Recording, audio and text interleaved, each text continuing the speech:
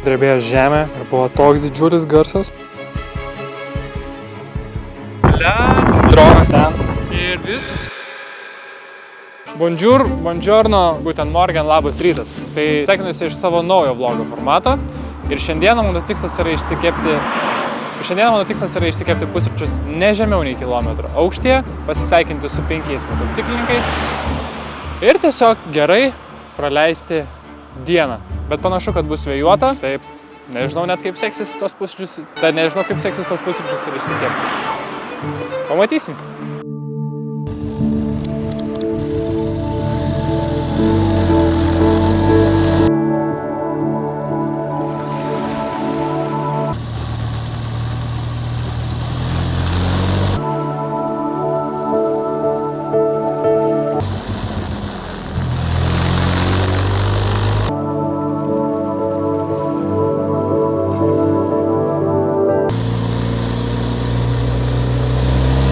Jau galvojau, kad radau pusryčių vietą ir pasirodo, kad čia yra tik 550 metrų.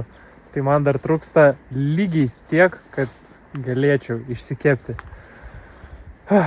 Mėginsim važiuoti toliau.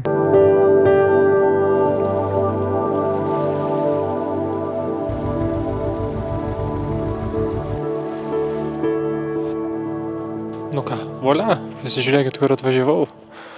Nerealu. Tai labai džiaugiuosi, kad dar sustojau šiek tiek greitai, pasigūglinau, kur dar galima aukščiau užvažiuoti ir man atrodo, kad čia yra pats aukščiausias taškas, kur gali užvažiuoti, kur nereikia lipti, nes už jūsų nugaros yra, kaip už jūsų nugaros, tam tikrą prasme už jūsų nugaros yra irgi kalnai, bet juos matau, kad realiai reikia lipti, nes ten nėra jokių kelių, o būtent iš čia atsiveria nerealus vaizdas, ta prasme, iš čia tu matai 360. Matai, kaip saulė kyla ir matai, kaip nusileidžia. Matai Alpes ir kas įdomiausia, kad esu 50 km nuo namų, kuo puikiausiai matau pakrantę. Ta prasme, matau jūrą.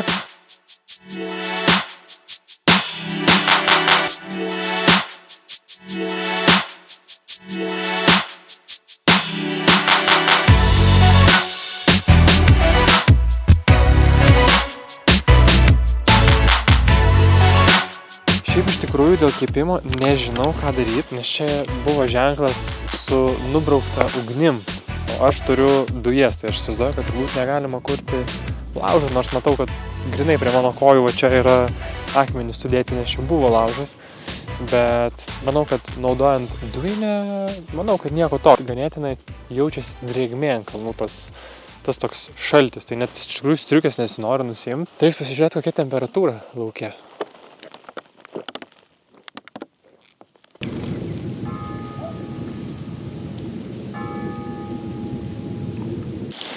Bet svarbiausia, pasižiūrėti, kaip buvo mano kiaušiniai. Saus atrodo, kad sveiki. Ir mano, ir šitiems labai fainai atvažiavau. Šiaip buvo vietų, kur buvo iš tikrųjų labai nejauku. Iš vienos pusės skardis, iš kitos jau uola. Ir galvoju, jeigu ten važiuotų mašiną, aš net neįsivaizduoju, ką man reikėtų daryti. Tikriausiai sustoti ir kažkaip prasilenkti. Su motociklu lengviau, bet jeigu 2 mašinos važiuotų, tarkim, aš su mašina ir kitas žmogus, nežinau.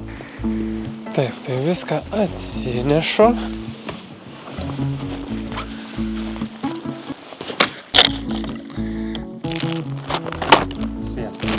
Dešrytė ir sūris, desertas. O čia labai gerai, kad visgi įsidėjau į maišelį, nes jau matau, kad yra šiek tiek damage, bet savoka šiek tiek visų suvokiama turbūt skirtingai.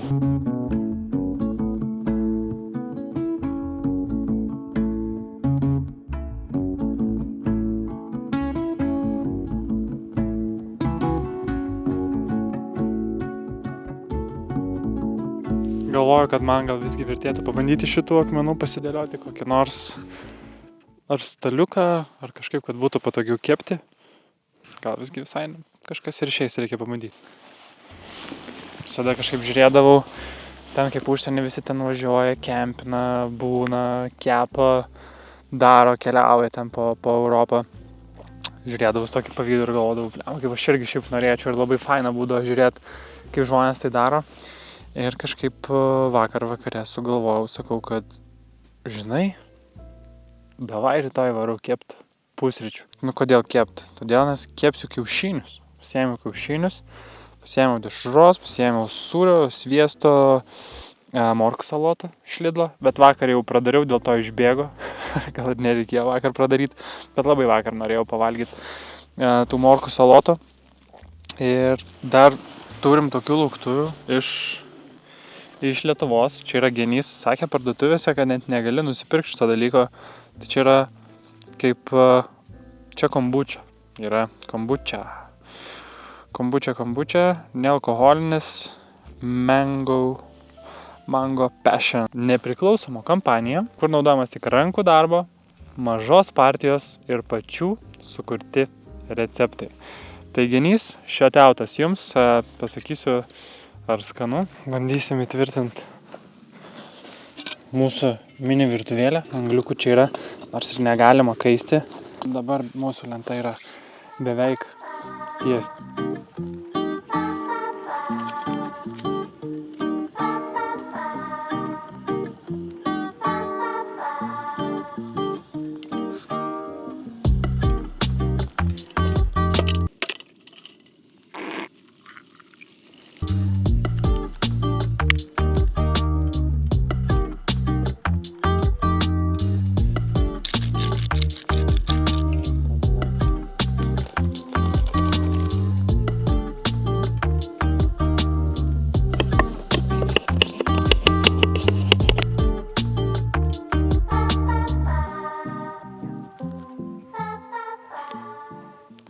Tai ką, skanaus kolektyvas.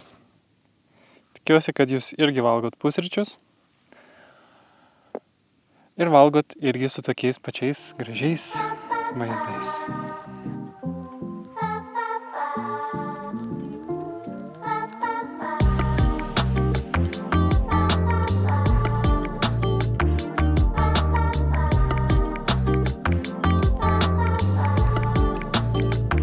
Šiaip iš tikrųjų morkų salotų net nereikėjo, nes turiu labai daug pomidorų ir agurko, tai jų tikrai net nesuvalgysiu.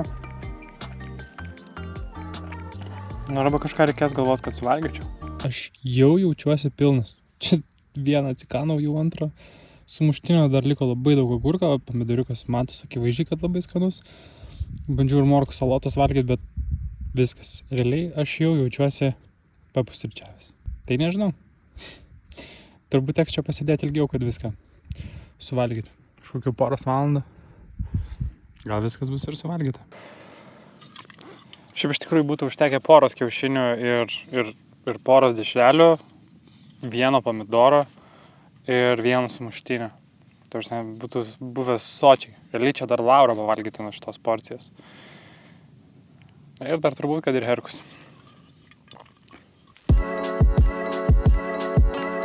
O dabar laikas gėrimui, kuris galbūt pagreitins medžiagų apykaitą.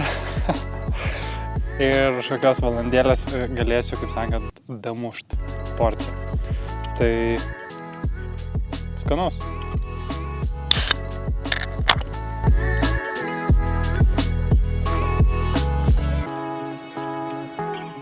Tobulas kombo.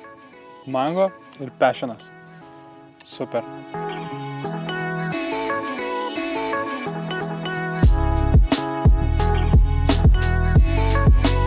Šiaip įdomus faktas, kad šitie dalykai yra skirti žymėti keliui, būtent žiemos metu, kai sniego čia būna, nežinau, iki metro ar virš metro virš žemės lygio, virš žemės.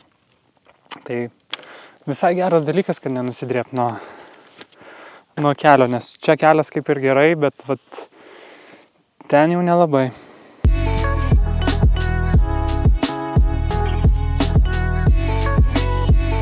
Tai visas šitas daiktas yra tiesiog kaip apžvalgos tokia mini aikštelė. O šiaip tai čia yra ne bažnyčia, o vienuolynas, kuris yra pastatytas 15 amžiui. Ir pasak vietinių, kuriems pasirodė, jog matė mergelę Mariją, tuomet jie ir pastatė čia vienuolyną, į kurį keliauja piligrimai. O rugpjūčio 15 per žolinės, ten mergelės Marijos į dangų ėmimo šventę, žmonės čia labai švenčia. Tai vat pavėlavau realiai 10 dienų, kad įamžinčiau turbūt labai fainas tradicijas. Tai vat. O mes esam visgi ne 1200 metrų, o 1180. Tai kaip ir sakiau, matosi Nica, Antibai ir Alpės, kurios iš tikrųjų užbūrė. Galvau, kad čia užtruksiu trumpiau, bet tiesiog šitie gamtos vaizdai yra neįtikėtini. Iš pradžių galvau, kad čia gal kokie apieigų vieta, bet tik priėjęs arčiau supratau, kad čia tiesiog likęs korpusas nuo kažkokios antenos ar kažko, kas anksčiau gal buvo pastatyta.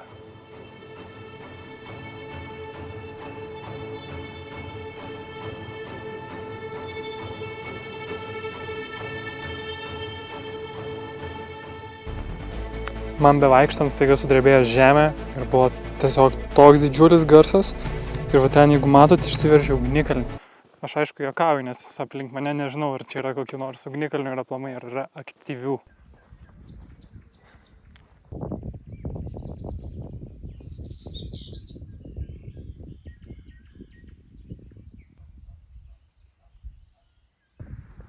Aš nežinau, kodėl jų yra čia tiek, bet pasižiūrėkit. Norėjau tiesiog atsidaryti, nes ten esu įsidėjęs maistą. Norėjau tiesiog atsidaryti, pavalgyti, bet koks pavalgyti, visi šitie greit skris į lėkštę.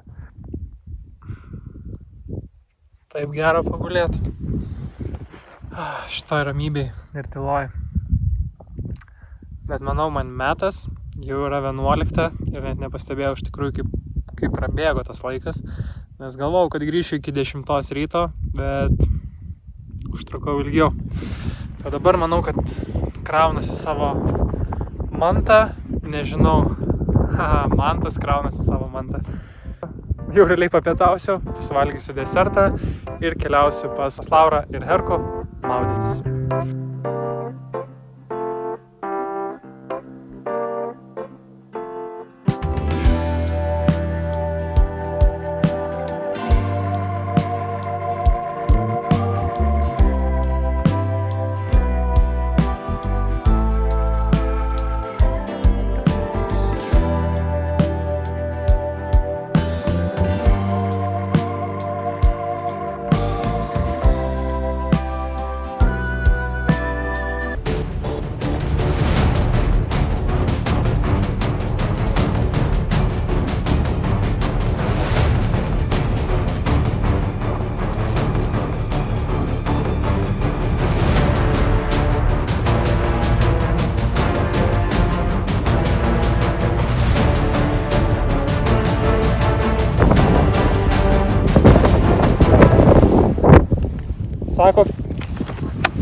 Sako, kiekvienam video turi būti ar ne ir dramos kažkokios.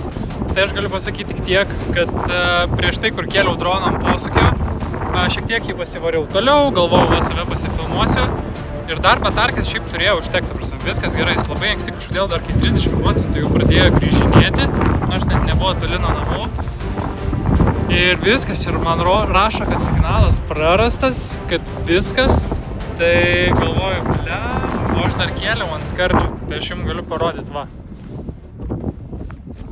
Va taip atrodo, kur kėliau droną. Dabar čia tiesiog greitųjų sustojau ir galvoju, aš prašau visų, kad tik dronas nenusileistų kažkur va ten. Ir dronas nusileido. Va, jūs pasižiūrėkit, ta prasme, ir dar su mašina prasilenkiau ir galvojau, gal jau bus net, nežinau, gal mačius, gal dar kažką. Ir įsivaizduokit, nepervažiavo tvarkingai, ant linijos, už linijos jau, ten, kur galima sustoti, gražiai tvarkingai nusileido ir viskas ir spėjau atvažiuoti. Tai, kosmosas, tiek įtampėlės turėjau. Dabar jau su dronu nebefilmuosiu kol kas šiandien. Manau, kad užteks, labai norėjau tokių gražių kadrų pasidaryti, nes norėčiau turėti GoPro arba Insta360, kad galėčiau jums pafilmuoti, kokiais keliukais aš važiuoju, nes atrodo tai šiaip neįtikėtinai gražiai ir neina to perteikti ir labai daug stoju ir vis tiek ne tas. Tai va, tai šiandien su dronu pakaks, dar 15 dienų turiu, kai galiu prasitęsti garantiją, kuri baigėsi užvakar ir važiuoju ir galvoju, kodėl aš neprasitęsiu garantijas, nes 2 metus turėjau ir baigėsi. Įtampėlė. Tai viskas, kolektyvas. Tai gal tada čia ir atsisveikinti. Linkėjimai visiems. Ačiū, kad žiūrėjot. Prenumeruokit, paspauskit laiką ir susitiksim kitam video. Ate. Sumontavau video ir pasižiūrėjau, kad neužbaigiau savo tikslų. Pusryčiai virš kilometro aukščių pavyko. Sveikinti su daugiau nei 5 motociklininkais. Irgi pavyko, pasveikinau su gal, nežinau, mažiausiai 30, nes jų buvo labai daug. Tai sakau, kad kitą kartą tiesiog pasidarysiu taip, kad pasisveikinti su 50 ir nevažiuosiu namo tol, kol nepasveikinsiu su visais 50. Ir tą tikslą didinsim ir žiūrėsim, kiek ilgai tai gali užtrukti. Ir labai gerai praleidau dieną. Tai va, tai tikslai visi įgyvendinti, video užskaitom. Ir ką dar norėjau pasakyti, kad užfiksuočiau visus tos gražius keliukus, gražius vaizdus, jaučiu kaip noriu įdėti būtent važiavimo kadrų, važiuojant, kaip pasakoju ir dalinuosi, nes būtent važiuojant ir yra įdomiausia. Tad išsikėliau tikslą nusipirkti Insta360 kamerą ir noriu tai padaryti su jūsų pagalba. Tai mano tikslas yra nusipirkti tą kamerą iš būtent šitos vlogų veiklos, neliečiant šeimos biudžetą. Jeigu prisidėtumėt prie šito tikslo, būčiau jums labai dėkingas ir galiu pažadėti, kad jūsų lauks nepakartojamo grožio vlogų iš pietų Prancūzijos. Tiek su šeima, tiek mano, tiek Lauros atskirai ir turim dar daug idėjų. Tegul prasideda pietų Prancūzijos nuotykiai. Ate.